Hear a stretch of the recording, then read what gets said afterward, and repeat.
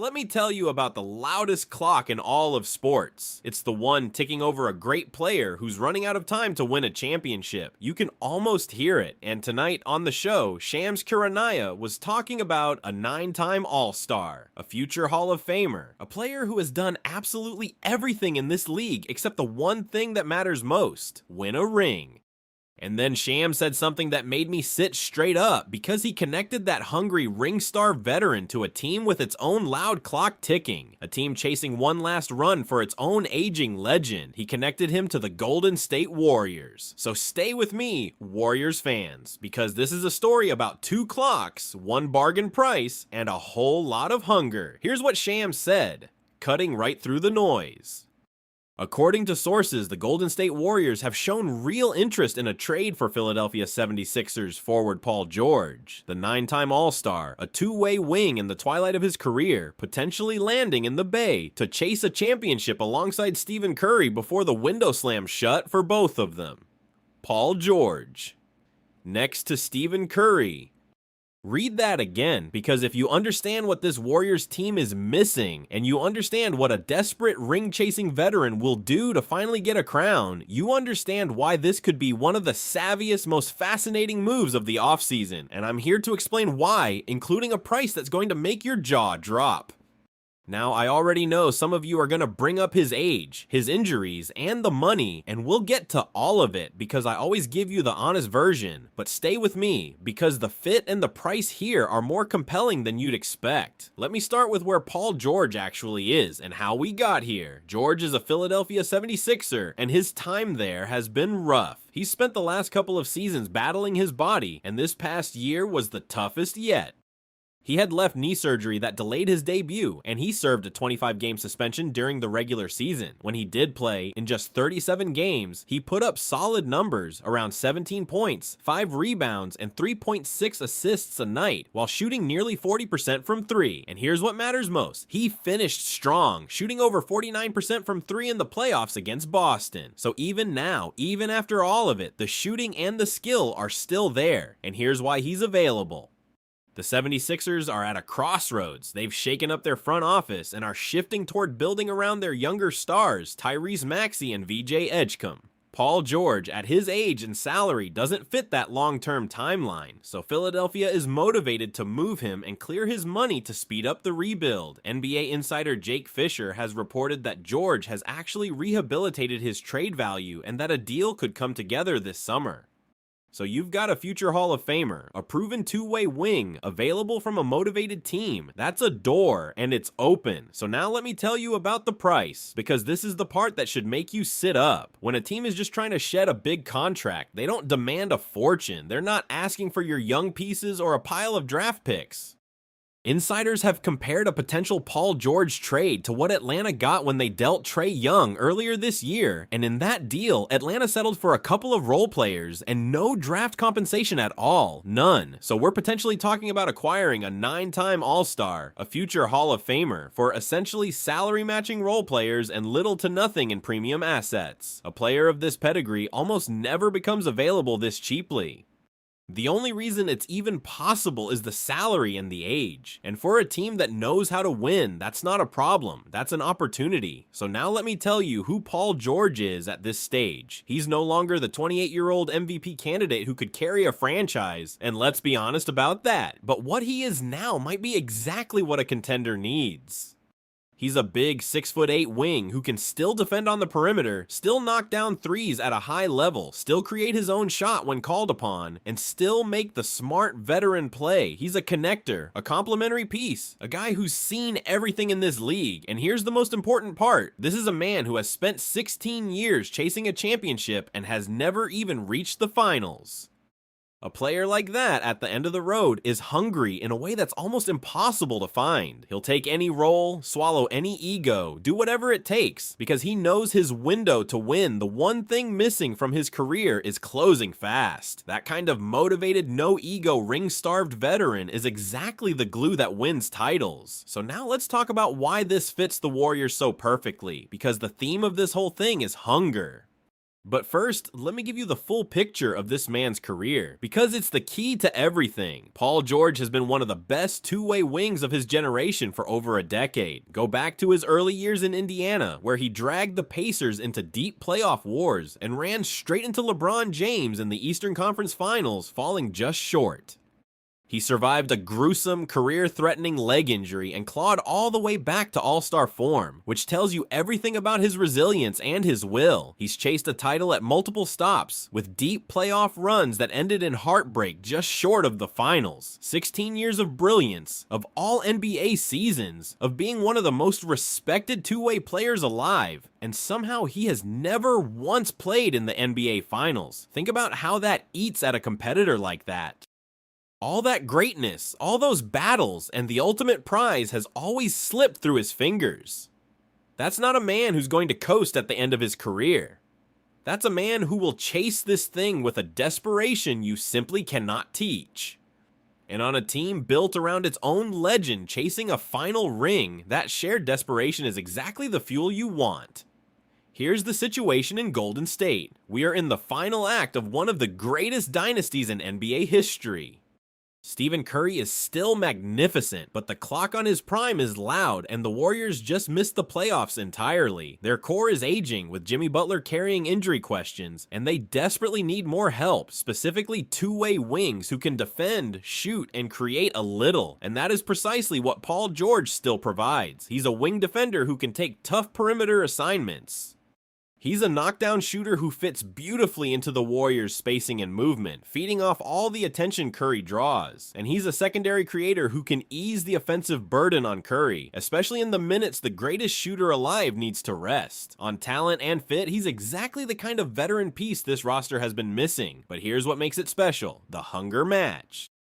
You'd be pairing two aging legends, Curry and George, who both know their windows are closing, both desperate to win now. Curry's chasing one more ring at the end of a glorious career. George is chasing his first, period. Put two players that motivated, that hungry, on the same floor, and you get a team that plays with a desperation and a focus that younger, more comfortable teams simply can't match. That's the kind of energy that wins in the playoffs. So now let's talk about how this would work, because this is the hard part and I won't sugarcoat it. George is owed a big salary, over $54 million next season, with a player option for even more the year after. And the Warriors are operating in the most restrictive financial territory in the league, jammed against the aprons that limit how they can build. To match that salary while navigating the apron rules would be genuinely difficult, requiring creativity, likely packaging multiple contracts. I want to be honest, the money is the real obstacle here, but there's a clever wrinkle. Because George has that player option, the Warriors could potentially work with him to decline it and sign a longer, lower annual value deal, which could ease the financial squeeze. It's hard. But the asset cost is so low that if they can solve the money, the rest is a bargain. And let me paint the on-court picture, because the fit next to Curry is cleaner than people realize. The Warriors' whole system is built on movement, spacing, and shooting, and it punishes any defense that overcommits to chasing Stephen Curry around screens. Drop a knockdown shooter like Paul George into that system, and he becomes a constant release valve. When the defense bends itself in half to deal with Curry's gravity, George is spotting up, ready to make them pay. He doesn't need the ball, which is perfect, because in Golden State the ball is always moving, and defensively, this is where it gets really valuable. The Warriors have long needed bigger, longer wings who can guard up a position and take the toughest perimeter assignment, so that you're not asking an aging Curry to chase elite scorers all night. George, even at 36, gives them exactly that. A big two-way wing who can defend, which lets the whole defense breathe easier. Add in his ability to create a bucket when the offense bogs down, and you've got a player who fills multiple Warriors' needs at once. He's the kind of two-way connector this roster has been hunting for, and he'd slide into their system like he was made for it. But I told you I'd be honest, so let's take the doubts head on, because they're real. The first objection is the money and the apron, which we just covered. It's the biggest hurdle, no question, but difficult is not impossible, and the Warriors have found creative ways to add talent before, like landing Jimmy Butler. When the prize is a proven two-way wing for almost no asset cost to maximize Curry's final window, the difficulty should motivate you, not stop you. The second objection is the age and injuries. He's entering his age 36 season, coming off knee surgery, and has missed time. Legitimate. But the Warriors wouldn't need him to be the man. They'd need him as a complementary piece in a managed role, where his minutes are controlled and his body is preserved for the games that matter. And remember, he finished last season shooting the lights out in the playoffs. Shooting and basketball IQ don't decline the way athleticism does. The third objection is whether he has enough left. Fair, but a motivated veteran with a real shot at the ring he's never won is a different animal than a comfortable one collecting a check. Betting on that hunger at this price is a smart, low-cost gamble for a team that needs a jolt.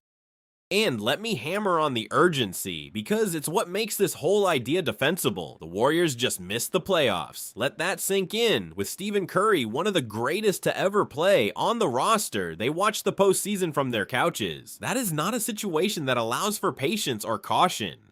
The alternative to a bold, creative swing isn't some safer road back to contention. It's very likely another disappointing season that wastes another precious year of an all-time great's twilight. When you frame it that way, the real risk isn't taking a low-cost gamble on a hungry veteran. The real risk is standing pat, running it back with a roster that already proved it wasn't enough, and letting Curry's final chapter slip away quietly.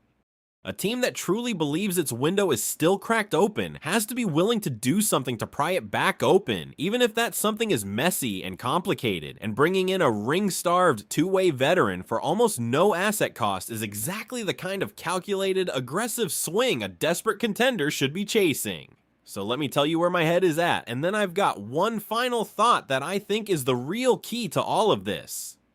If the Warriors pull this off, they add a proven two-way wing who fills real needs, defense, shooting, and secondary creation to maximize whatever is left of Curry's incredible window, and they do it at a bargain price, with a player as hungry for a ring as anyone in basketball. Picture it, Paul George defending wings and spacing the floor next to Curry, two ring-starved legends playing with desperate end-of-the-line focus.